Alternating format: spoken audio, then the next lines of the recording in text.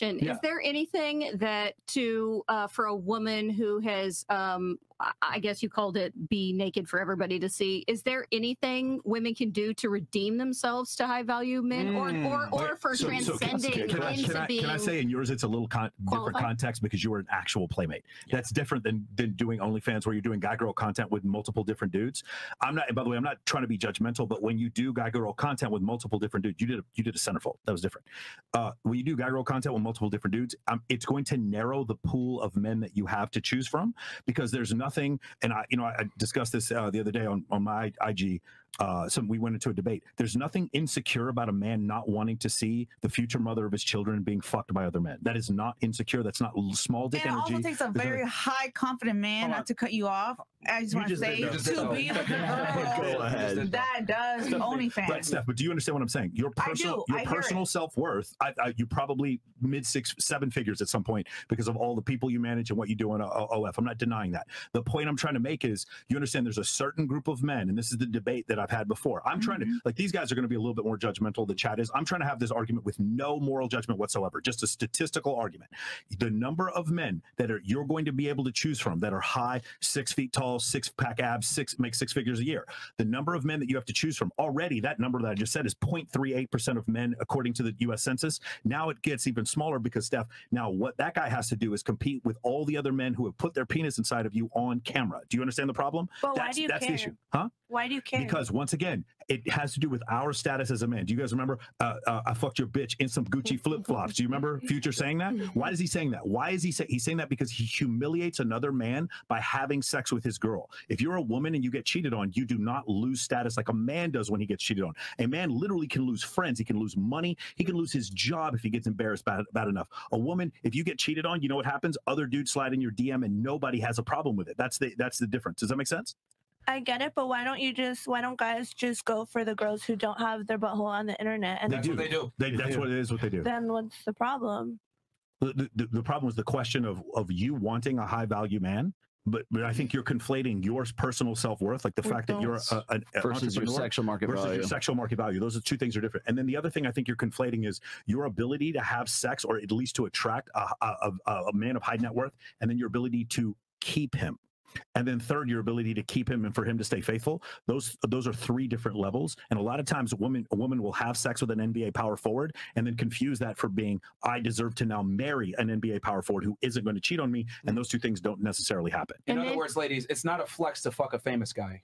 Yeah. Can you keep a famous guy? That's what it is. That's why when girls say, oh, guys are hitting me up, blah, blah, blah. It's not really a skill set. Because men are always going to talk to you or hit you up or whatever. Because guys want to get laid. But can you keep that guy is the question. You made a good point, It's a way to look out for you, too, because, like, what if you miss your fertile years and then later you're, like, dying alone because you had this delusion that you were going to get this man that never came? Do you have kids? No, I'd like to, though. But you made a good point. You asked the question, if you have that type of content out there, how do you redeem yourself? I'm curious to see. Yeah, I have a question. He said you were a playmate. Real quick, okay. How would you answer that, Rolo? Well, first off, what he was saying between comparing, like most women will conflate their sexual market value with their personal worth. And the reason they do that is because from about 18 to about 28 years old, that's when women are at their peak sexual market value agency years. So that's when guys are flying them out and once where they have the most attention, like capital, I guess. We usually say you won the lottery and you've got this money right now and you can use it up until a certain point kind of thing. You have to invest it in like yourself or in guys or whatever else. That $1 million is really sexual capital. And that sexual capital gets conflated with, I'm a good person. I must be a good person because I have all these other guys that want to slide into my DMs and reaffirm my ego as being a good person because I'm hot. I show my butt on Instagram or I have an OnlyFans or whatever. So what happens is women tend to conflate their sexual market value and their agency during that time with their personal worth. So once they get to the end, when they get to be about 29, 30, 31 years old, and they're kind of sliding out of their competitive years, that's when they're wondering, well, where's my worth? Where are the guys? Where's the guy that's supposed to like marry me and take me into the promised land, right? Where are we going to go in the long term? So when you have spent a good portion of your life on OnlyFans, you have a digital footprint. So that, and it doesn't have to be OnlyFans. It could be Instagram. It could be whatever else. And that digital footprint now will follow you for probably the rest of your life at this point. So most women will try to convince guys that that shouldn't matter. That if you're an insecure dude, if you have a problem with me being on OnlyFans, you're an insecure dude, if you have a problem with me advertising myself, even after we're married on Instagram, because that's just how I am and that's how I make my money. And it's becoming even more difficult right now for women to sort of separate that, their sexual market value from their personal worth, which they will have to, but it's made more difficult because of that digital footprint. And so guys see that and they go, do I want to get involved with that, or do I want to find a girl who is younger who doesn't have quite the same digital footprint? So is it possible to redeem yourself?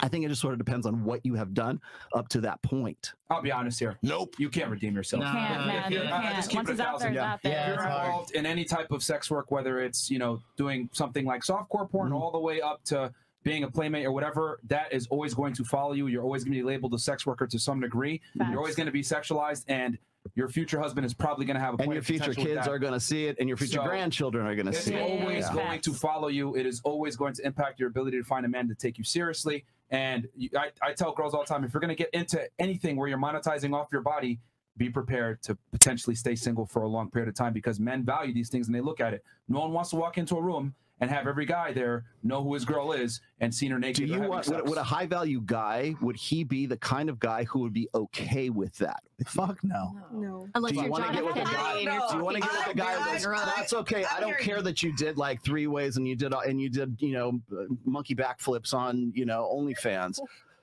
Are you going to, would that guy meet the definition of the high value guy that you would want to marry and have babies with and go and it's just a simple economical thing. Okay. Something that is valuable is scarce. Okay. And so if your naked photos are all over the internet for the whole world to see. Well, some guys do care. No, the majority of guys that we, a lot of guys don't care. The guys who do care aren't high value. You're both single. Huh? If you like, you have not found a relationship. I'm sorry to hear that.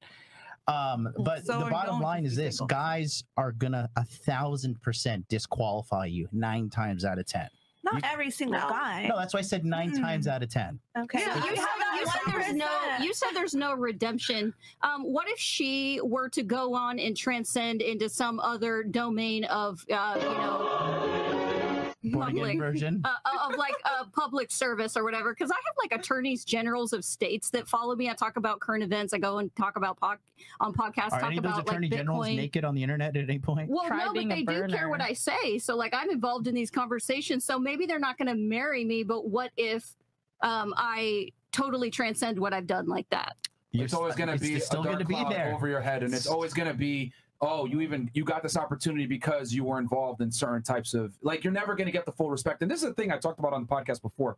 One thing about being a pretty girl that sucks is that you're never going to be valued on your actual meritocracy of your skill set or your brain. You're always going to be valued on the way that you look, which sucks for smart girls that are hot. So would you advise me to be anonymous on the internet and go have serious conversations if I want to engage in serious conversations? We're past that point. Do you think I got an experiment for you? If you impersonated, well, but if I don't use my name, why would they be able to do that? If you impersonated yourself, if you went and made a new account, if you made a social media account where you pretended to be male, do you think you would have the same effect on the leaders of state and everybody? It would be fascinating. It would be for one thing, I think that we're not going to have that into the future. I think that within the next 2, maybe 3 years, you'll have identification to opt into the internet. You have to be identified. So I think that that's already everybody's a blue check in the rearview mirror. Yeah, I already think that's you know, in the rearview mirror. But I've thought about how fascinating that would be. But like, because I am branded, it's been fun to see what I can do as myself. And people are really forgiving. Like, people will entertain what I have to say as long as it's like interesting. I mean, I will talk to Ben Shapiro on Twitter.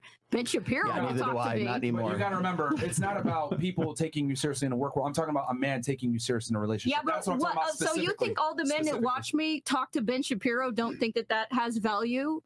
No. Well, I mean, you're listen, look, not in the sexual marketplace. So why do the good girls still get cheated on? So wait, the high value women want to career not showing nothing. Why does it get cheated on? First, because she's okay. So you were saying, does it matter that I'm talking with certain individuals? Is that what the question was? Just so I make sure I have this correctly. Well, you think that there's absolutely nothing. There's nothing in this world I could do or achieve to be for people to forget conservative minded high value men to put it in the rearview mirror that I post for Playboy. Okay, so you're what, 35, right? Yeah. 36. Okay, 36. You do realize that there's probably another girl that looks just like you, doesn't have a Playboy background, younger, conservative as well. Why is he going to pick you over her? Well, because this is, I mean, how many billions of people are there on the planet? Do I have to compete for the same people that? Yes, because as a higher status guy, you are a fraction of the population, but there's hot girls everywhere. And I don't think women understand. I don't think women understand that the math doesn't math for you guys a lot of the times when it comes to getting a higher status guy. Well, you're stripping out all the personal chemistry that happens and things where the unique experiences you bond together over dates, all these things. You're stripping the humanity out of dating at all. Why is it that women want to use humanity and my personality and all this other stuff, but if a guy was ugly, you would never give him a chance? I would happily be with somebody that was unattractive to the mainstream society. I do not care at all what you look like. Women reject men overtly, men reject women covertly, and you might not even get a chance with this guy just because of your background. He might not even approach you. See, well, but with then women, I'm not you guys, even scanning for. Yes. Women get the privilege of a man coming up to them and they're able to openly reject them right there, and you see your suitors come to you. On the other hand, though, women don't see all the times that they get rejected. You might get rejected because you're being too loud at a club. You might get rejected because your internet profile sucks. But you guys don't see the hundreds, if not thousands of men that disqualified you immediately. So women don't understand a lot of the times that they're getting rejected covertly. They're not even significant data to me because they're not a match. So I'm talking about people that are a match to me, that do approach me, that are fine with my digital footprint. And I'm telling you, most higher status. I'm telling you, most higher status guy are always going to have a point of contention with that digital footprint. I think the way to meet it in the middle, like when we had the Destiny debate before, it's a percentage. Would you at least admit that it does push the percentage out towards the fat tail? Do you understand what I'm saying? Absolutely. So it makes it a little harder.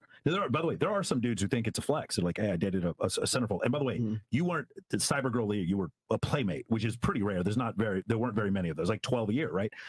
So I think that's a little different. But the thing is, you at least admit it makes it harder. Absolutely. So what he's saying is like it's going to be less. I'm sure there probably is, and you've met them before. But his other question is going to be: you're 35 and single. Why is that? You see what I'm saying? 36. Yeah, so that's just the reality for women is like you guys do have a finite amount of time to find your guy, and then things that you do will come back to haunt you. Women care about a man's future, men care about a woman's past. That's just how it goes.